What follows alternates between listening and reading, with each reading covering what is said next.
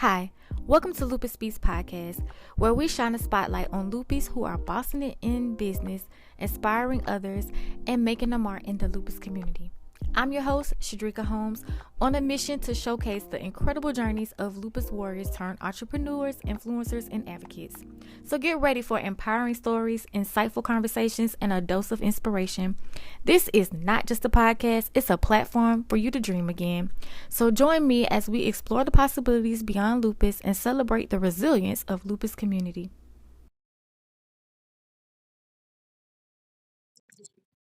Hi, good afternoon. Thank you so much for joining us today. Thank you for having me. I really appreciate it. Yes, ma'am. So I just want to get right into the questions. Could you share with us your personal journey with lupus, when you were diagnosed, and how has living with lupus impacted your life? Wow. I was actually diagnosed by my dermatologist because I had a rash on my arm, and whatever my family practice gave me, it wasn't working. I done did so many creams and everything. He's like, you need to go to a dermatologist. So I went to my dermatologist. He looked at me. He said, I know what this is. And he pulled out a little tray with his little knife in it. I said, what you want to do? Ooh. So First visit? he did a skin biopsy on me.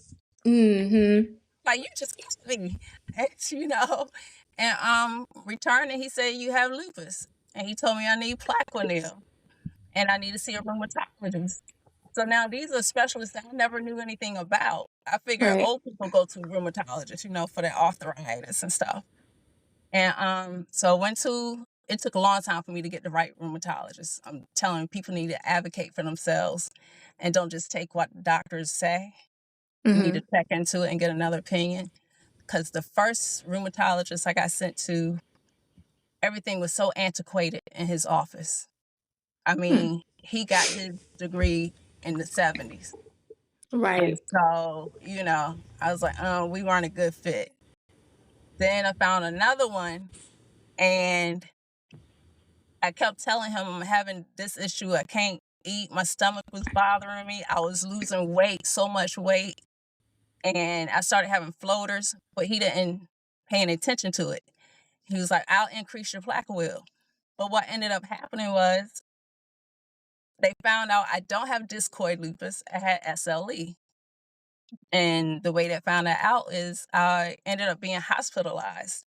So in 2006, I got diagnosed in 2005, July 2005. And in February 2006, I went in the hospital for a pulmonary embolism and pneumonia at the same time. Oh, wow. So they kept me there. People had to put masks on to come around me and all that stuff.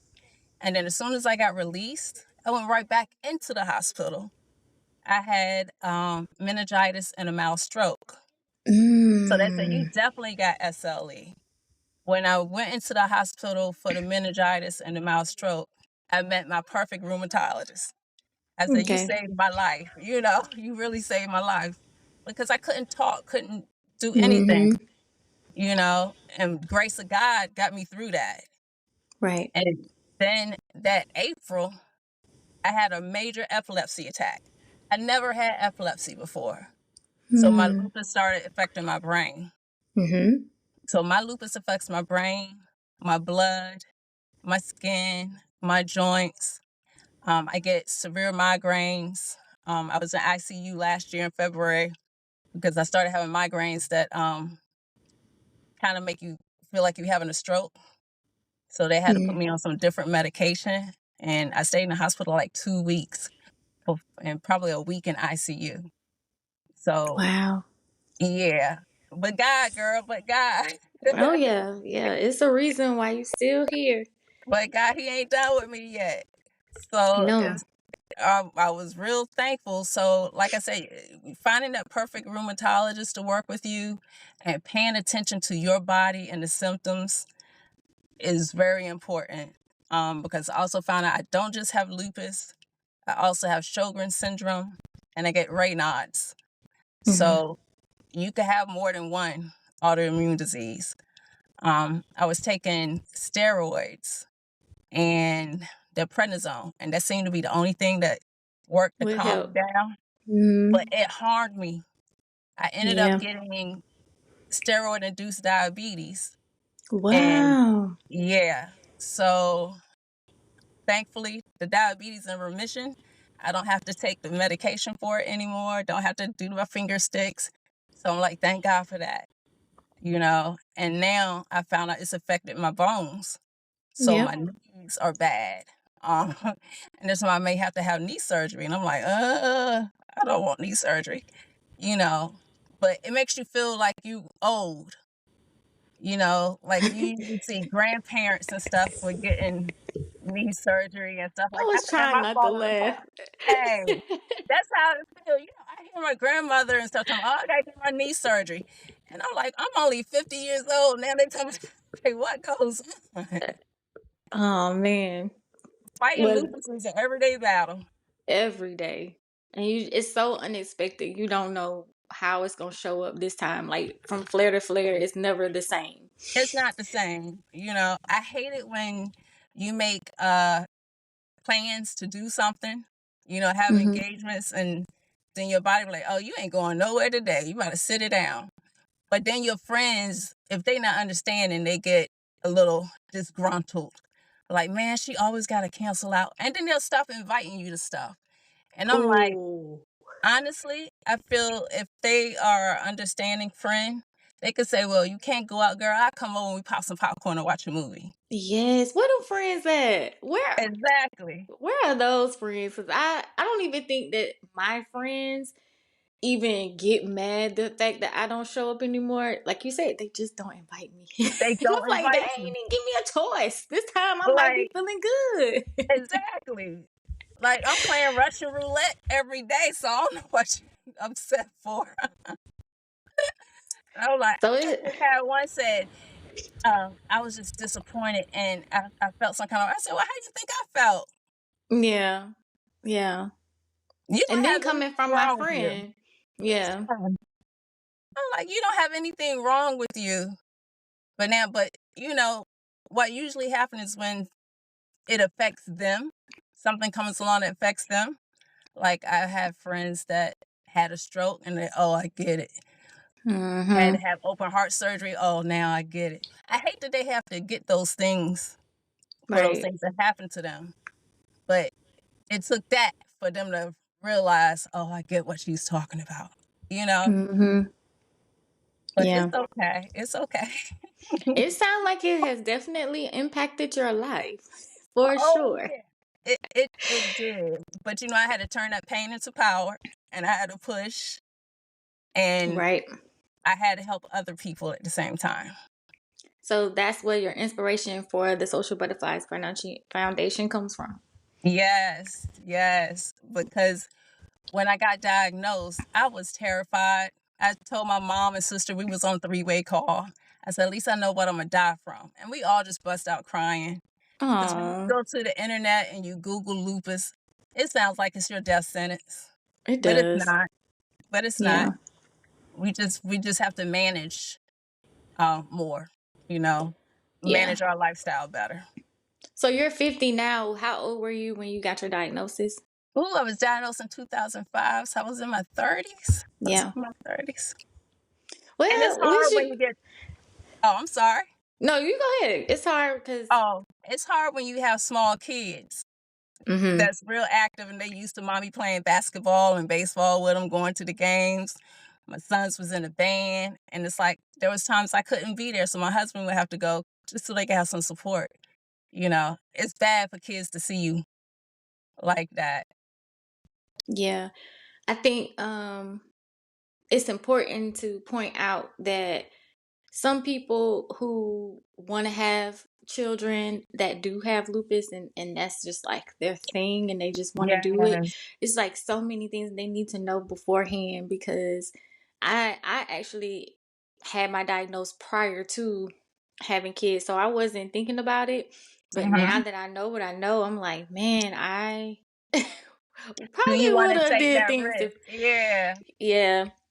But at this point, being a black mom having a child is a risk by itself. So That's true. we, That yeah, is true. I say if you really want a child, go for it. God's got you. yeah, yeah, My friend from We Win, Zane, she had a baby. They told her she wouldn't be able to have a baby. She had the yeah, baby, came out, everything came out fine.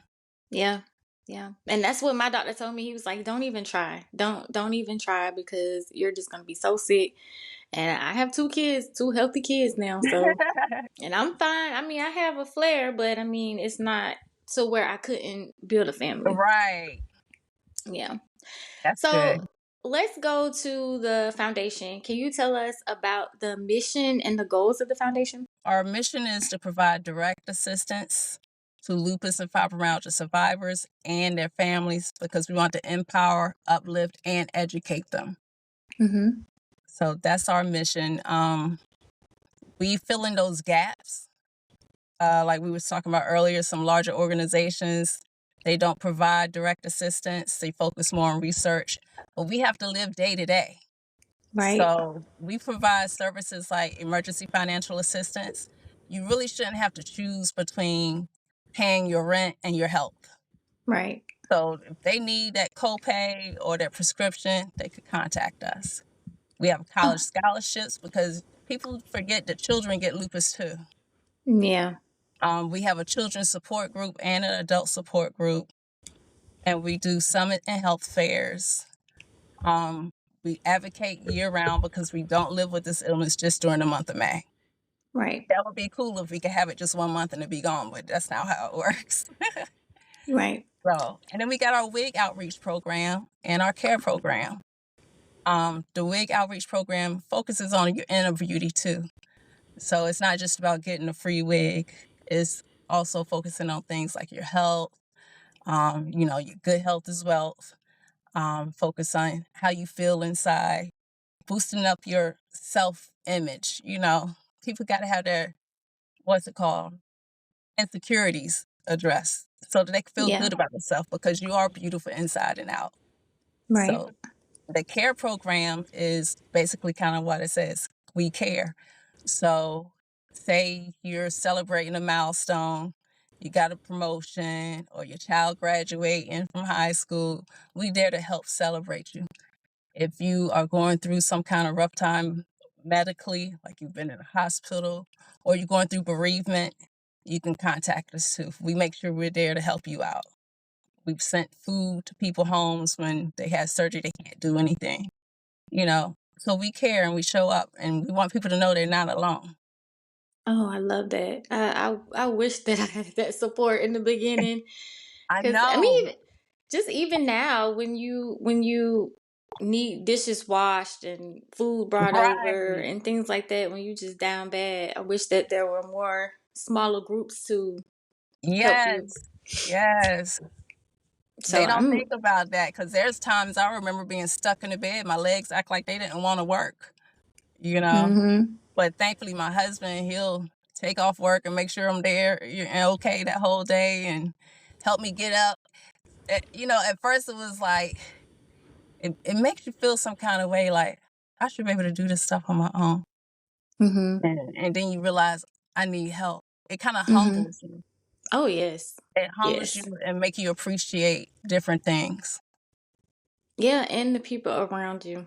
Mm-hmm. Because we gotta thank these men that Exactly. I'm like, baby, you the best caregiver ever. yes, I mean it's definitely wonderful to have that experience when you didn't have it before, Right. and like they actually like love on you and nurture you and help you Yeah, out. And like you said, taking off of work is a big deal too. So it is. And a lot of people don't realize, caregivers have a hard time because they do mm-hmm. have to take work off or, anything, Or just daily even things seeing too. you be like that, just because they Right. love you, they don't want to see you hurting or in pain. Right. Right. So I have a good caregiver. Yes, That's a we thank blessing. him too. Yes. So, can you share a memorable moment or a success story from your work with the Social Butterflies Foundation? Wow. had so many like moments, but I guess one of the ones that I don't know, really kind of jerked on my heartstrings is like we do in the wintertime, we do like a holidays outreach program. So we adopt families and we bring them in. We have the tree set up, decorated. We had the Grinch there one year, Aw. and yeah, the kids got to take a picture of the Grinch, and the Grinch read the before the night of Christmas story, twice the night, however you say it. Mm-hmm. And and we celebrated them and gave them gifts, and we ate and had a good time. And just to see the joy in the kids' faces, Yeah. that right there, and it's like, oh, it's good to be a blessing to others. Yeah. Yeah, absolutely. So since we're in the Lupus Awareness Month, can you tell us about any special activities or events that's going on with your foundation that you have planned to raise awareness? Well, we do have our summit and health fair on May 18th. We're doing it at the Shant'e Careflex Hospital. So it's an opportunity for survivors, their families, friends that's interested, the medical community, and different community organizations to come together and share resources. And we have special speakers, talking about lupus and the kidneys. We have someone talking about clinical trials and the importance of them. Talk about juicing, eating healthy and self-care. So Yeah. things to kind of uplift. And we even got yoga instructor. Oh, okay. That sounds like that's gonna be fun. Yeah. So, speaking of self care, how do you prioritize self care while managing life, lupus, and the foundation? Let me tell you, I'm gonna be real honest. It's hard. Yeah. It's hard. I do my best, but it's like, ooh, it's just hard to sneak it in. So I try to do little things like on Saturdays or Sundays. Saturday be like my TV veg out day. I like watching old school movies with Pam Grier and stuff like that in it. So it'd be like my old school days. And then what else? I like going to get massages. I enjoy that. Oh, okay. That feels good. And one thing that I really look forward to is going to the hairstylist. That Okay. shampoo. He And shampoos so good. It like puts you to bed and you be like, don't stop. shout out to the hairstylist. Yes. Well, okay. So, can you like if you met someone who was newly diagnosed with lupus and based on Mhm. your experience, what would you share with them as a takeaway? I would definitely tell them that it's not a life sentence. It's just a diagnosis. You can live a healthy life with lupus. You may have to have some lifestyle changes, but never ever give up. Keep pushing. Okay. Pray until something happens. Push. That's really good advice. Because I feel like when you first get diagnosed, you're like, oh, I'm You're gonna terrified. I told you what happened with die. me. You're Yeah. terrified, so I don't want anyone to feel that way. And it's hard when you go to the internet and look up stuff that you got diagnosed, and it's like, what? This gonna happen? Oh no! It terrifies you. So it's good to reach out to an organization that deals with lupus and get some facts from them before running to the website and reading different stuff because it'll scare the life out of you. Yeah. Yeah. So, looking towards the future, what are your hopes and aspirations for yourself and the foundation in terms of supporting the lupus community, maybe some new opportunities and things like that? Yeah, I really would like to spread out to a few areas because there's so many areas that don't really have anything to, Mm-hmm. help them. But, if someone lives in a different city from us, it doesn't matter. We'll still provide them with the emergency financial assistance and all that. We'll still provide you with the care. Um, I'm hoping that we will be able to actually have a staff, so we Okay. have employees and stuff like that so that we can actually have more functionality basically and be able to do more. Mm-hmm. That is a plus. So have you actually put out applications for people to volunteer? Yes, we even have it on our website. If they go to socialbutterfliesfoundation.org, they could volunteer to work with us. They could sign up for the support group. They can look up the college scholarship information and, apply. And there's even a financial assistance up there that they could do, even wig outreach. So they could find out about all our programs and services and get in touch with us. And what's the website again? Socialbutterfliesfoundation.org. And that's where they can find you on Instagram as well. Yes. And Alrighty, Facebook. ma'am. Well, thank you so much for joining us today. I know you have some things you need to get to, so enjoy that opportunity. And until next time, you guys, peace and be intentional. Thank you. Have a great one. Thanks. As we wrap up another episode of Lupus Speaks, I hope you are leaving with renewed inspiration and a belief that dreams are attainable despite lupus or any chronic illness. Let's keep the conversation going by connecting with us at Lupus Speaks on Instagram, TikTok, and YouTube. Please remember you are not alone on this journey and that your dreams are not defined by lupus. They're powered by your strength and determination. So until next time, you guys, peace and be intentional.